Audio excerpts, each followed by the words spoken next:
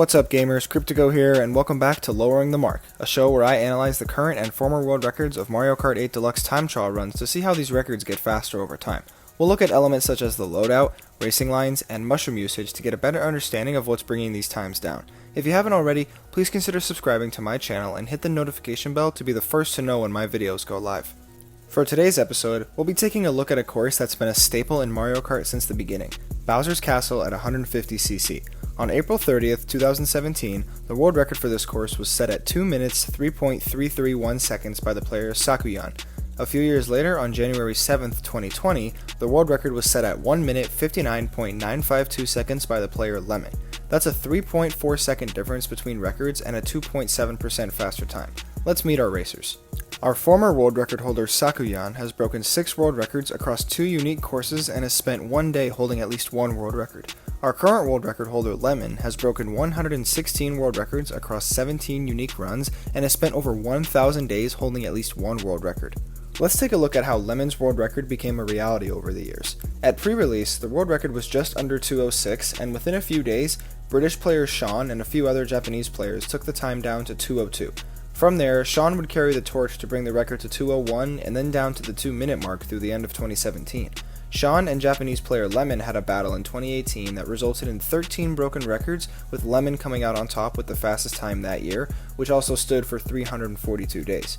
2019 through 2020 would see Lemon keep re-breaking the record by mere tenths at a time until he finally dipped under 2 minutes, which is where the record sits today.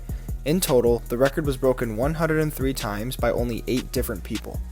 The loadouts are more similar to each other than different. Both utilize heavy characters with better than average acceleration.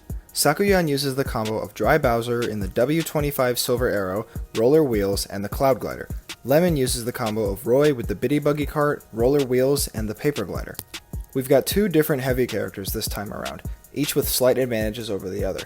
Sakuyan has the edge in top speed and grip stats due to picking Dry Bowser, while Lemon has the advantage in acceleration and mini turbo because of Roy. The W25 offers the same small boost in acceleration, handling, and mini turbo stats as we saw in the previous episode, but it's basically overpowered by the Bitty Buggy again. Lemon sees his acceleration and mini turbo stats jump by nearly 1 point each and grabs an additional boost in handling as well.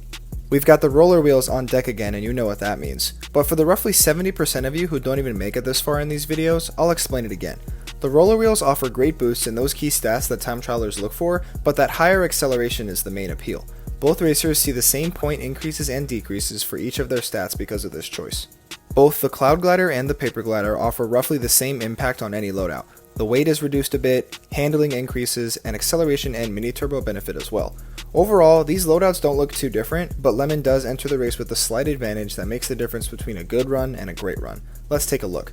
This course is quite long, with each section offering an interesting environment for our racers to tackle. Let's see how they do.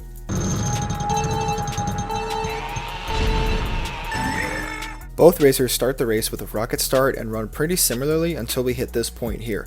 You'll see that Lemon opted to grab an Ultra Mini Turbo to Sakuyan's Super Mini Turbo, even though he has to drift a little longer to get it. No matter, cause a quick hop will put him right back on his line and head straight for the Wrecking Ball while carrying more speed than Sakuyan.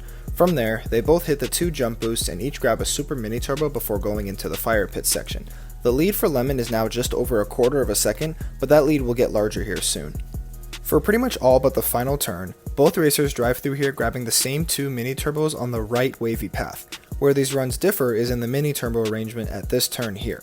Sakuyan picks up a mini turbo before hitting the glider ramp head on, while Lemon carries his drift all the way into the wall and off the glider ramp to reap the longer lasting boost in the air. This was found to be faster than just hitting a glider ramp straight on because the boost lasts virtually the entire duration of the flight. Right at the ramp, Lemon leads Sakuyan by 0.3 of a second. As our racers fly over the lava lake, you'll see a slight difference in their flight pattern. We'll get to that later. When they land, they both use their first mushroom to cut out the final turn before the finish line, where Sakuyan picks up a Super Mini Turbo and Lemon an Ultra one. It may not seem readily apparent, but Lemon has already put nearly a second between himself and Sakuyan after outdriving him slightly on lap 1. Both racers start off lap 2 nearly identical. They both grab 1 jump boost and start a drift off the drop leading into the Wrecking Ball area. It's here that Lemon grabs another Ultra Mini Turbo, which he uses to inch further ahead of Sakuyan, who only grabs a Super and normal Mini Turbo. Both racers do the same Mini Turbo before the jump boost and hit another one to cap off the main hall section.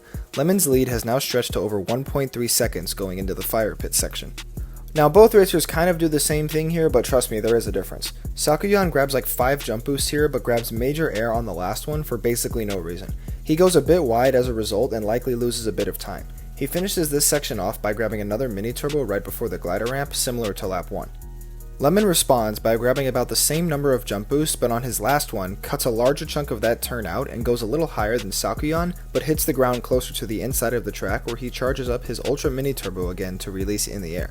Going into the lava lake section, Lemon tacks on a few hundredths to his lead and it goes ahead by 1.4 seconds.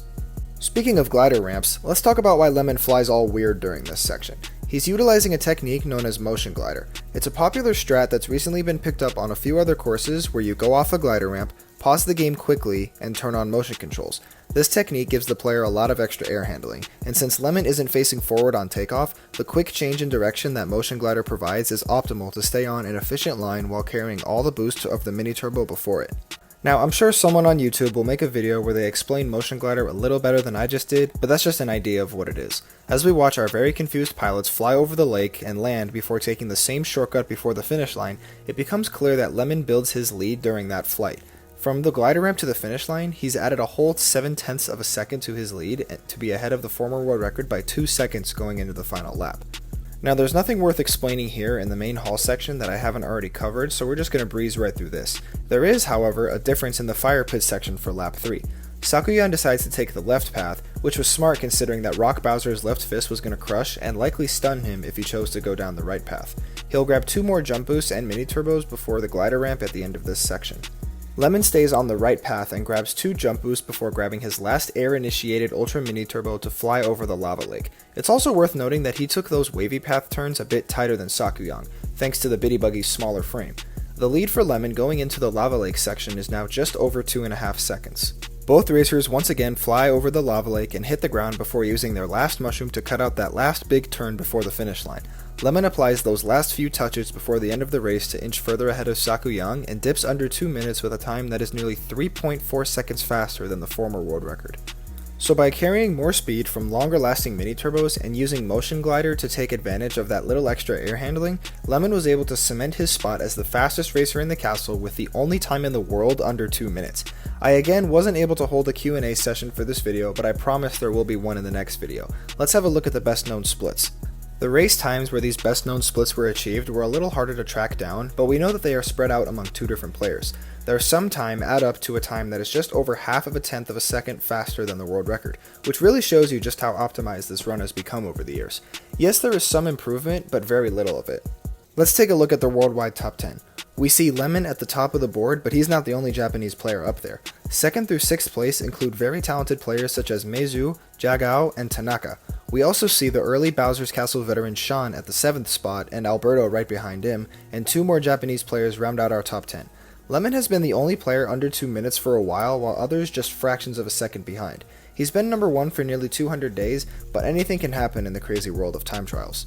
That's the end of episode 13. If you enjoyed this episode, like and share the video with your friends and comment on which course you'd like me to analyze next. I'm sorry the audio sounded a little different this time. I had to record these with my phone because my computer was acting up.